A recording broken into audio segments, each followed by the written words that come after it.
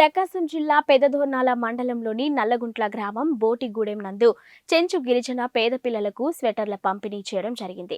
చెంచు పిల్లలు చలికి ఇబ్బంది పడుతున్నారని వారిని గమనించి వారి కొరకు స్వెటర్లు కొనుగోలు చేసి పంపిణీ చేసిన చాట్ల గంగయ్య యొక్క దాతృత్వం చాలా గొప్పది అని నల్లగుంట్ల గ్రామ సచివాలయ కన్వీనర్ మొద్దు తిరుపతిరావు అభినందించారు.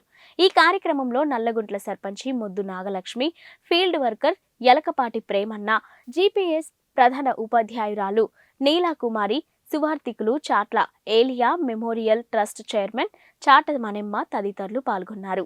ఇక్కడికి వచ్చినటువంటి పాస్టర్స్ యూనియన్ అధ్యక్షులు చాట్ల గంగయ్య గారికి, అలాగే ప్రేమన్న గారికి, ఇక్కడికి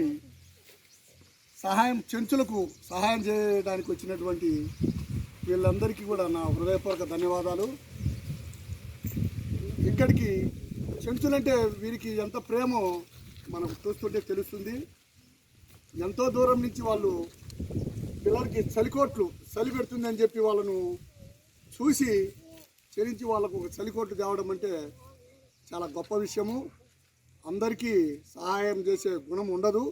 అది ఈ పాస్టర్స్ యూనియన్ అధ్యక్షులు అయినటువంటి గంగయ్య గారికి, అలాగే ప్రేమన్న గారికి, వాళ్ళందరికీ ఉండడము చాలా శుభమైన విషయము.